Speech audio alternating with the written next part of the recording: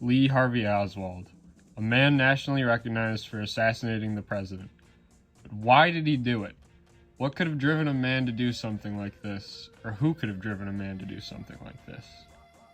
Lee Harvey Oswald grew up without a father. 2 months before his birth, his father died of a heart attack, and his mother was never really able to care for him sufficiently, as she tried to send him an orphanage before he was even old enough to be accepted. At age 12, Lee and his mother moved to New York City, where they lived in a small apartment in the Bronx. From an early age, Lee never really fit in. When he was attending school in 8th grade, he often would skip and spend time at the zoo instead, and was sent to a youth detention center as a result. His social worker when he was there was quoted as saying he was not a mentally disturbed kid. Disturbed or not, two things were clear at a very young age.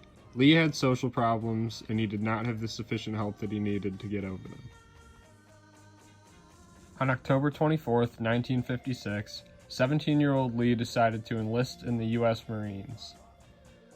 It's not a stretch to assume that Lee joined the Marines with the hopes of uniting with a family or making some connection with some people his own age. And even then, he still failed to fit in and be liked by his fellow Marines.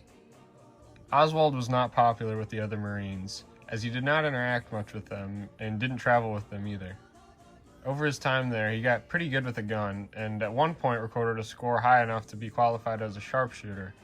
After that, however, he recorded many lower scores, and most of the other soldiers didn't respect him very much.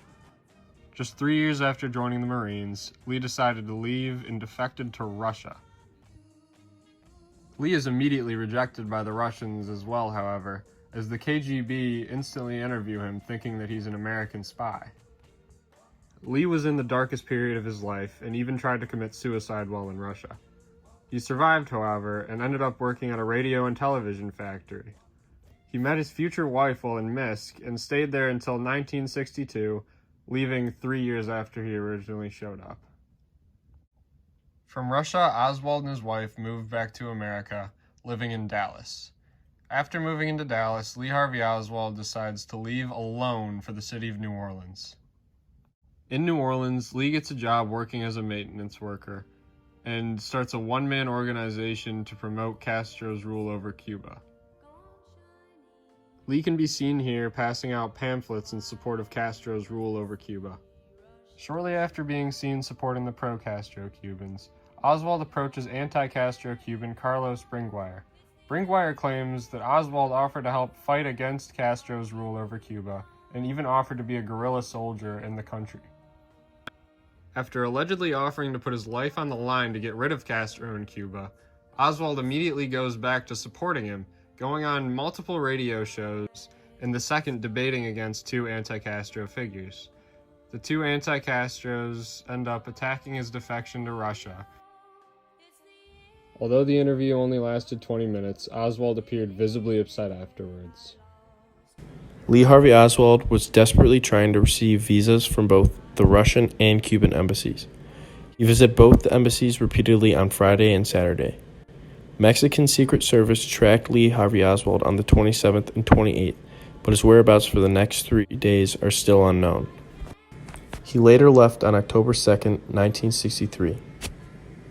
After the assassination of JFK, the CIA arrested and interrogated a woman by the name of Sylvia Duran. They believed that she was the one who had helped Oswald while he was trying to get his visas. By the time Oswald arrives back in Dallas, he had been rejected and shunned by just about every single group that he had ever tried to join. Oswald lays low for the next 2 weeks before his wife gives birth to his second and final daughter. Oswald does nothing else of note before disappearing completely on November 17, 1963.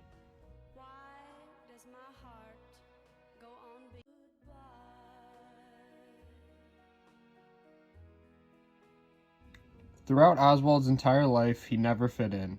He moved from person to person, group to group, cause to cause, never getting the respect or recognition that he felt like he deserved. Growing up without a father or stable relationship in his life was likely detrimental to his development and left him with some glaring holes that needed to be filled. In the end, he murdered Kennedy, and regardless of who he did it for, he did it. He's the one that gets talked about all these years later, and even in death, his acts of evil have kept his name alive.